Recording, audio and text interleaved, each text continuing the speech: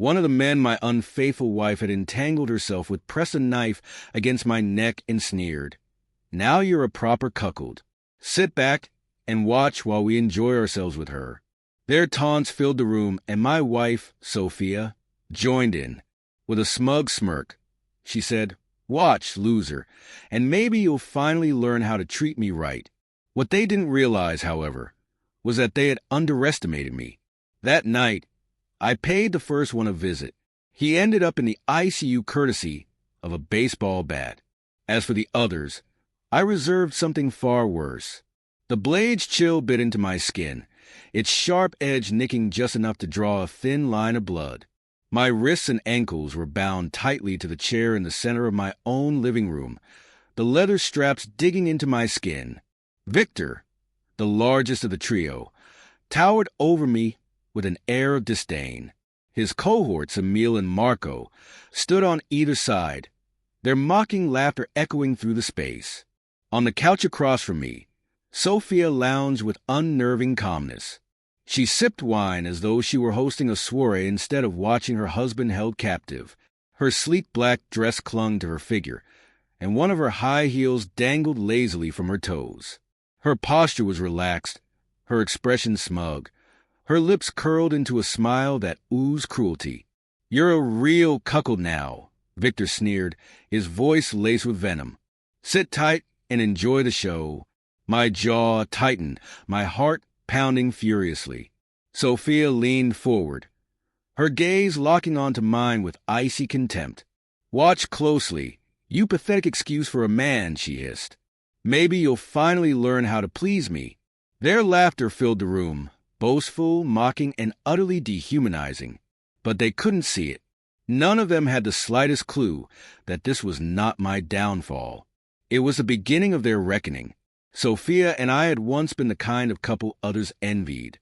She was magnetic, intelligent, stunning, and fiercely driven. We first met at a luxurious hotel in Vienna where I worked as an operations manager, and she was a brilliant events coordinator. The chemistry between us was electric, and within a year, we were married, building a life together in Zurich. But over time, cracks began to form. My demanding job kept me away for long hours, and Sophia started to grow restless. She craved attention, admiration, things I couldn't always provide.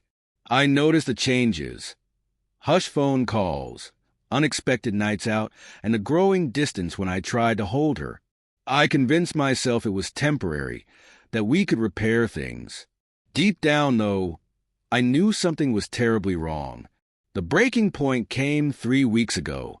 Late one night, her phone buzzed while she was in the shower. Marco's name flashed on the screen.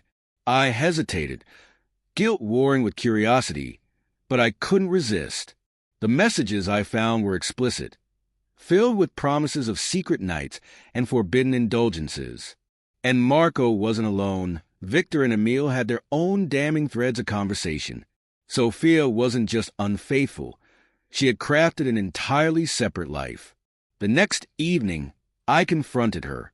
I laid everything out in front of her: screenshots of messages, receipts for hotel stays, and photographs from the private investigator I had hired. To my shock, she didn't deny any of it. Instead, she laughed. "Playing detective, are we?" she mocked, pouring herself a glass of wine. "How pathetic." "Sophia," I said, my voice trembling with anger and heartbreak, "how could you do this to us?"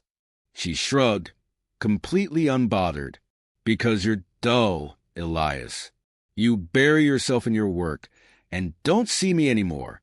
Victor, Marco, Emil, they know how to treat me.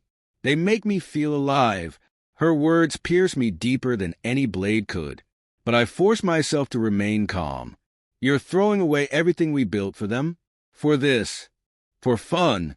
She shot back with a smirk. "And you'll never be man enough to stop me." Sophia must have shared our argument with them, because 2 nights later, I returned home to find the 3 men waiting for me. Victor was lounging in my armchair, his feet casually resting on the coffee table. Marco and Emil flanked him, each nursing a beer as if they owned the place. And there she was, Sophia, seated between them. Her laughter mingling with theirs like music to their ears, the sound of their laughter cut through me like a jagged blade.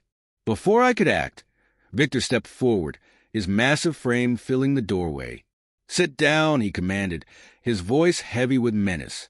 I didn't flinch. "Get out of my house," I said, keeping my tone calm yet firm. Victor's lips curled into a cold smile. "You don't call the shots here." He reached into his pocket and produced a knife, its edge catching the light as he flicked it open. "Now sit." My rage boiled beneath the surface, but I was outnumbered, and I knew it. Reluctantly, I let them shove me into a chair, where Emil quickly secured my wrists and ankles with thick leather straps. Victor leaned in close, his breath hot against my face. "Now you're a proper cuckold," he sneered. "Watch while we have our fun." Across the room, Sophia smirked, her expression void of any warmth. "Pay attention, loser," she hissed, her voice dripping with malice. "Maybe you'll actually learn something." The shame was unbearable. Their insults cut into me like knives, their laughter ringing in my ears as they reveled in my humiliation.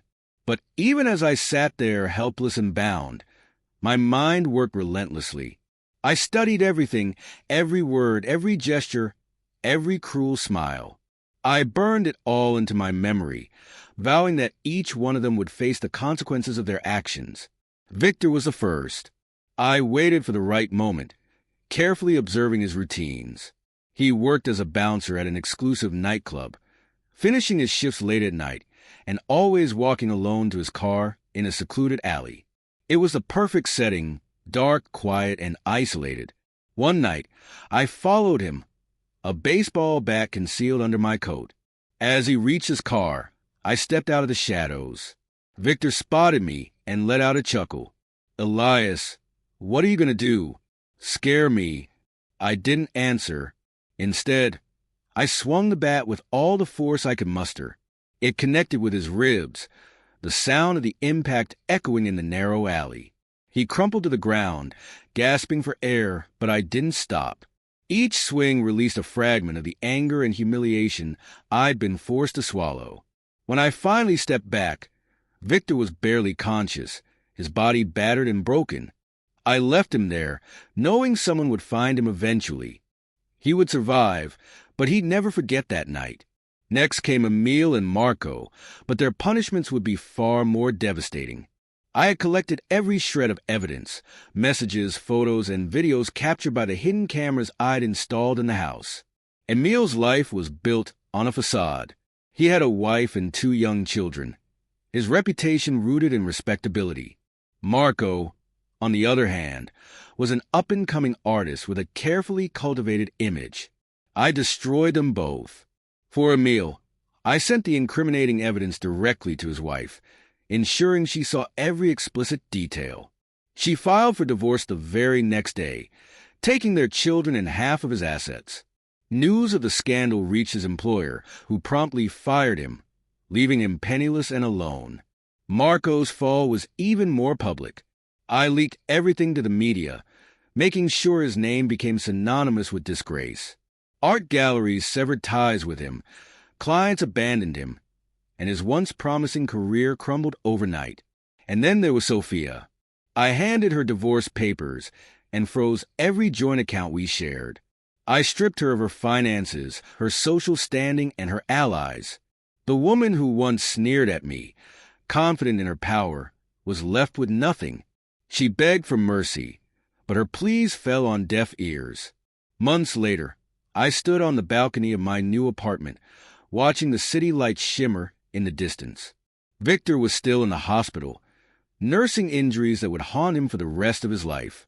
Emil had been reduced to taking odd jobs, his family gone. Marco had fled the city, his name a permanent stain in the art world. And Sophia? She was a shadow of her former self, her glamorous life reduced to ruins. The best revenge isn't just about destruction.